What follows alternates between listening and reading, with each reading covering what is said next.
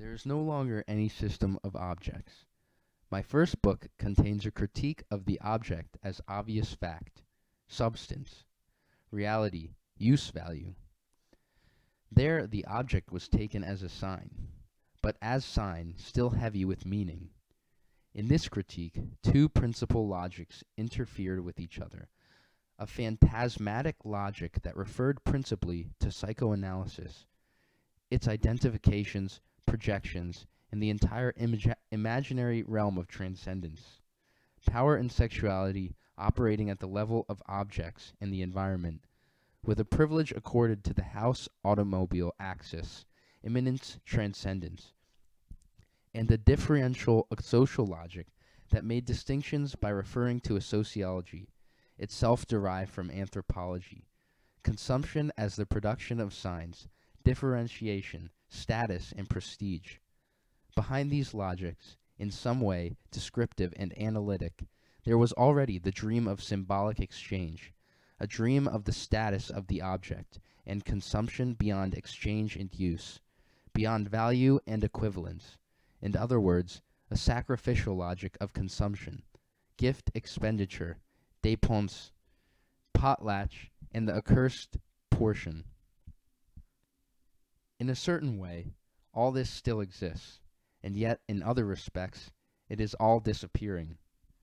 The description of this whole intimate universe, projective, imaginary, and symbolic, still corresponded to the object's status as mirror of the subject, and that in turn to the imaginary depths of the mirror and scene, there is a domestic scene, a scene of interiority, a private space-time, correlative, moreover, to a public space.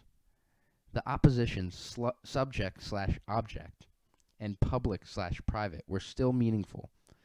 This was the era of the discovery and exploration of daily life. This other scene emerging in the shadow of the historic scene, with the former receiving more and more symbolic investment as the latter was politically disinvested. But today, the scene and mirror no longer exist.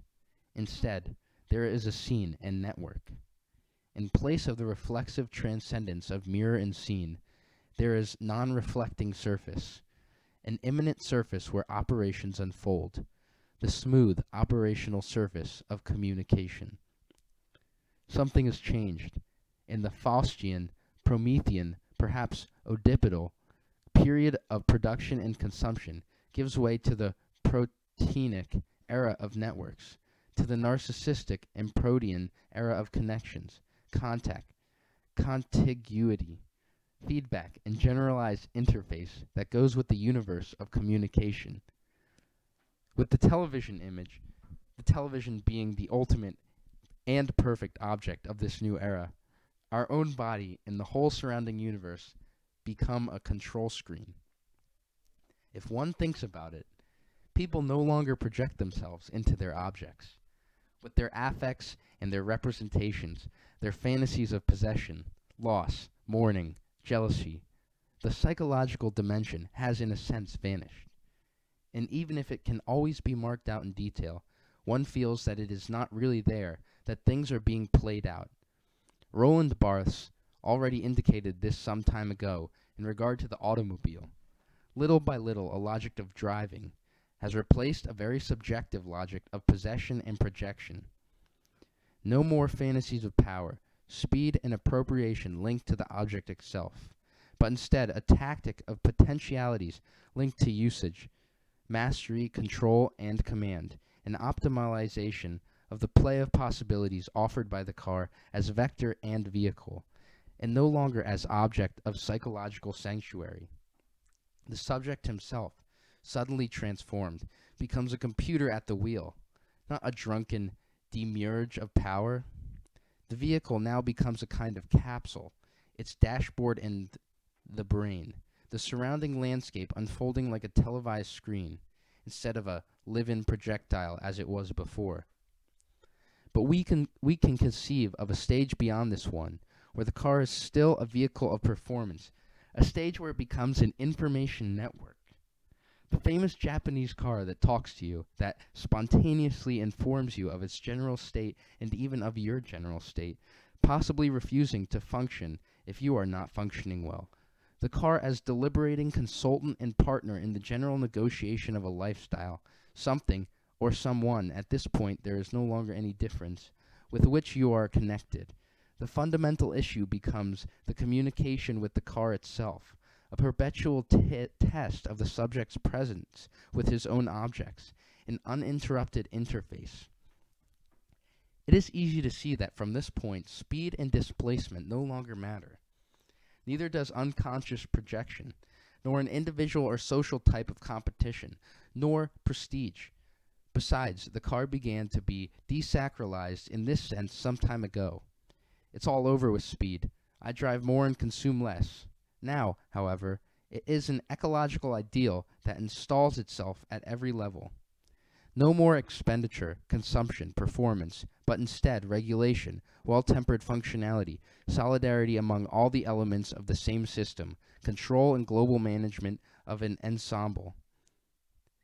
Each system, including no doubt the domestic universe, forms a sort of ecological niche where the essential thing is to maintain a relational decor, where all the terms must continually communicate among themselves and stay in contact, informed of the respective condition of the others and of the system as a whole, where opacity, resistance, or the secrecy of a single term can lead to catastrophe. Private telematics. Each person sees himself at the control of a hypothetical machine, isolated in a position of perfect and remote sovereignty, at an infinite distance from his universe of origin, which is to say, in the exact position of an astronaut in his capsule, in a state of weightlessness that necessitates a perpetual orbital flight and a speed sufficient to keep him from crashing back to his planet of origin.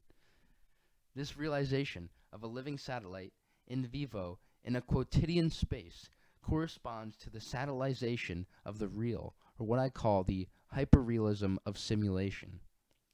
The elevation of the domestic universe to a spatial power, to a spatial metaphor, with the satellization of the two-room kitchen and bath put into orbit in the last lunar module. The very quotidian nature of the terrestrial habit hypostatized in space means the end of metaphysics. The era of hyperreality now begins.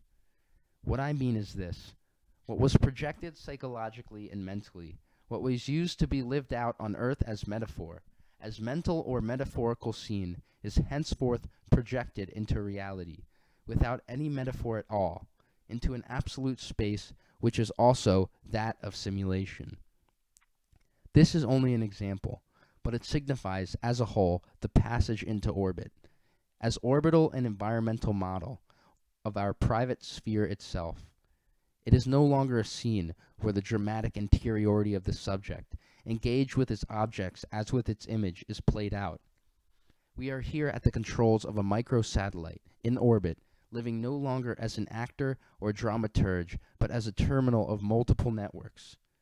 Television is still the most direct prefiguration of this, but today it is a very space of habitation that is conceived as both receiver and distributor, as the space of both reception and operations, the control screen and terminal, which as such may be endowed with telematic power, that is, with the capability of regulating everything from a distance, including work in the home and, of course, consumption, play, social relations, and leisure. Simulators of leisure or of vacations in the home, like flight simulators for airplane pilots, become conceivable. Here we are far from the living room and close to science fiction. But once more it must be seen that all these changes, the decisive mutations of objects and of the environment in the modern era, have come from an irreversible tendency towards three things: an ever greater formal, operational abstraction of elements and functions, and their homogenization in a single virtual process of functionalization, the displacement of bodily movements and efforts into electric or electronic commands, and the miniaturization, in time and space, of processes whose real scene, though it is no longer a scene, is that of infinitesimal memory and the screen with which they are equipped. There is a problem here, however, to the extent that this electronic encephalization and miniaturization of circuits and energy, this transitorization of the environment, relegates to total uselessness, desuetude, and almost obscenity all that used to fill the scene of our lives. It is well known how the simple presence of the television changes the rest of the habit into a kind of archaic envelope, a vestige of human relations whose very survival remains perplexing. As soon as this scene is no longer haunted by its actors and their fantasies, as soon as behavior is crystallized on a certain screen and operational terminals, what's left appears only as a large useless body, deserted and condemned. The real itself appears as a large useless body. This is the time of miniaturization, telecommand in the micro-procession of time, bodies, pleasures. There is no longer any ideal principle for these things at a higher level, on a human scale. What remains are only concentrated effects, miniaturized and immediately available. This change from human scale to a system of nuclear matrices is visible everywhere. This body, our body, often appears simply superfluous, basically useless in its extension, in the multiplicity and complexity of its organs, its tissues and functions, since today everything is concentrated in the brain and in genetic codes, which alone sum up the operational definition of being. The countryside, the immense geographic countryside, seems to be a deserted body whose expanse and dimensions appear arbitrary, and which is boring to cross even if one leaves the main highways.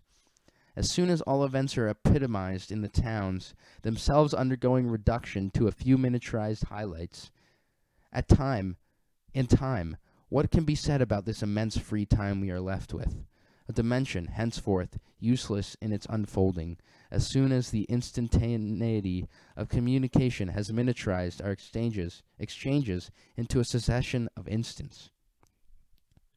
Thus the body landscape, time, all progressively disappear as scenes, and the same for public space. The theater of the social and theater of politics are both reduced more and more to a large soft body with many heads. Advertising in its new version, which is no longer a more or less baroque utopian or ecstatic scenario of objects and consumption, but the effect of an omnipresent visibility of enterprises, brands, social interlocutors, and the social virtues of communication. Advertising in its new dimension invades everything, as public space, the street, monument, market, scene, disappears. It realizes, or, if one prefers, it materializes in all its obscenity. It monopolizes public life in its exhibition.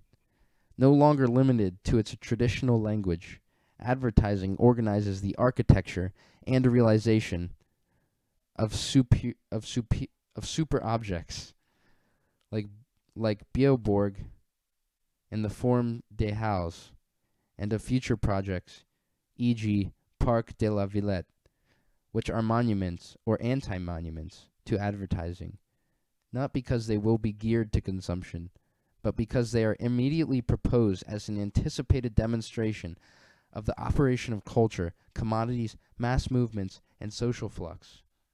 It is our only architecture today, great screens on which are reflected atoms, particles, molecules in motion. Not a public scene or true public space, but gigantic spaces of circulation, ventilation, and ephemeral connections. It is the same for private space. It is the subtle way this loss of public space occurs contemporaneously with the loss of private space. The one is no longer a spectacle, the other no longer a secret. Their distinctive opposition, the clear difference of an exterior and an interior, exactly describe the domestic scene of objects, with its rules of play and limits, and the sovereignty of a symbolic space which was also that of the subject. Now this opposition is effaced in a sort of obscenity, where the most intimate processes of our life become the virtual feeding ground of the media. The loud family in the United States, the innumerable slices of peasant or patriarchal life on French television. Inversely, the entire universe comes to unfold arbitrarily on your domestic screen. All the useless information that comes to you from the entire world, like a microscopic pornography of the universe, useless, excessive, just like the sexual close-up in a porno film. All this explodes, the scene formerly preserved by the minimal separation of public and private, the scene that was played out in a restricted space, according to a secret ritual known only by the actors. Certainly, this private universe was alienating to the extent that it separated you from others, or from the world, where it was invested as a protective enclosure, an imaginary protector, a defense system. But it also reaped the symbolic benefits of alienation, which is that the other exists, and the otherness can fool you for the better or the worse. Thus, consumer society lived also under the sign of alienation, as a society of the spectacle. But just so, as long as there is alienation, there is spectacle, action, scene. It is not obscenity. The spectacle is never obscene. Obscenity begins precisely when there is no more spectacle, no more scene, when all becomes transparent and immediate visibility, when everything is exposed to the harsh and inexorable light of information and communication. We are no longer a part of the drama of alienation. We live in the ecstasy of communication, and this ecstasy is obscene. The obscene is what does away with every mirror, every look, every image. The obscene puts an end to every representation. But it is not only the sexual that becomes obscene in pornography. Today there is a whole pornography of information and communication, that is to say, of circuits and networks, a pornography of all functions and objects in their readability, their fluidity, their availability, their regulation, and their forced signification, and their performativity, and their branching, and their polyvalence, and their free expression. It is no longer then the traditional obscenity of what is hidden, repressed, forbidden, or obscure. On the contrary, it is the obscenity of the visible, of the all too visible, of the more visible than the visible. It is the obscenity of what no longer has any secret, of what dissolves completely in information and communication. Marx set forth and denounced the obscenity of the commodity, and this obscenity was linked to its equivalence, to the abject principle of free circulation, beyond all use value of the object. The obscenity of the commodity stems from the fact that it is abstract, formal, and light in opposition to the weight, opacity, and substance of the object. The commodity is readable in opposition to the object, which never completely gives up its secret. The commodity always manifests its visible essence, which is its price.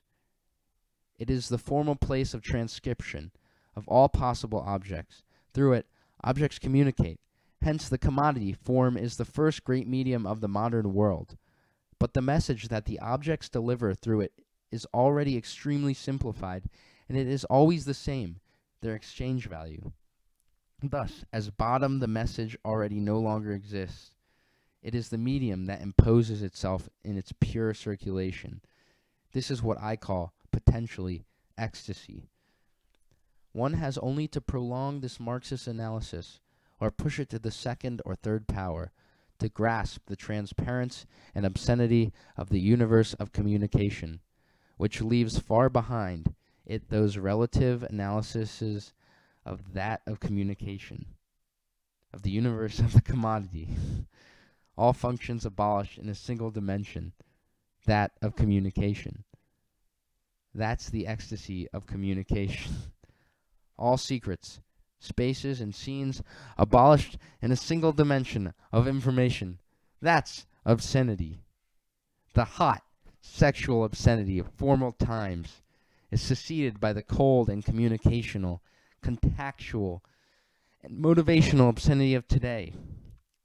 The former clearly implied a type of promiscuity, but it was organic, like the body's viscera, or again like objects piled up and accumulated in a private universe, or like all that is not spoken, teeming in the silence of repression. Unlike this organic, visceral, carnal promiscuity, the promiscuity that reigns over the communication networks is one of superficial saturation, of an incessant solicitation, of an extermination of interstitial custodial and protective spaces. I pick up my telephone receiver, and it's all there.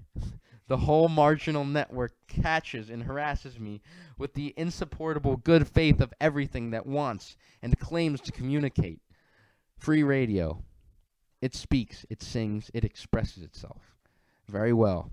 It is the sympathetic obscenity of its content. In terms a little different for each medium, this is the result. A space, that of FM band, is found to be saturated. The stations overlap and mix together to the point that sometimes it no longer communicates at all.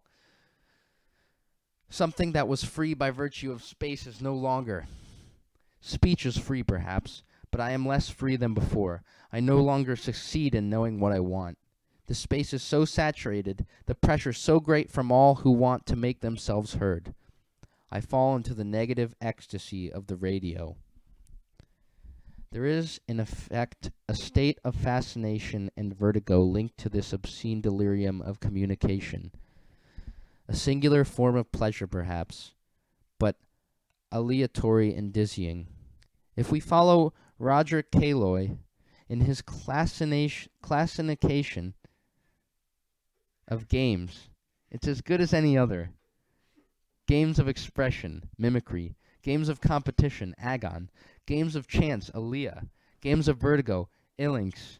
The whole tendency of our contemporary culture would lead us from a relative disappearance of forms of expression and competition, as we have remarked at the level of objects, to the advantages of forms of risk and vertigo. The latter no longer involve games of scene, mirror, challenge, and duality. They are rather ecstatic, solitary, and narcissistic. The pleasure is no longer one of manifestation, scenic and aesthetic, but rather one of pure fascination, aleatory and psychotropic.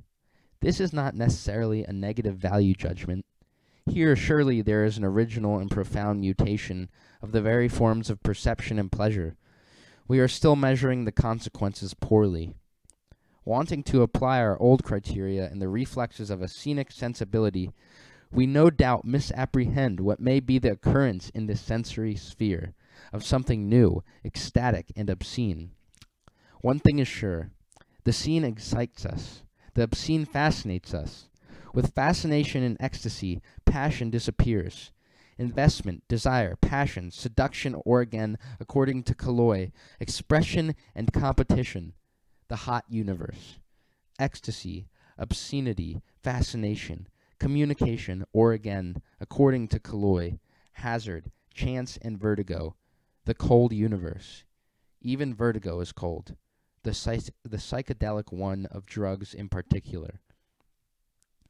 In any case, we will have to suffer this new state of things, this forced extroversion of all interiority, this forced injection of all exteriority that the categorical imperative of communication literally signifies.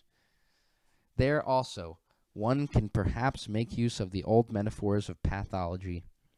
If hysteria was the pathology of the exacerbated staging of the subject, a pathology of expression, of the body's theatrical and operatic conversion, and if paranoia was the pathology of organization, if the structuration of a rigid and jealous world, then with communication and information, with the imminent promiscuity of all these networks, with their continual connections, we are now in a new form of schizophrenia.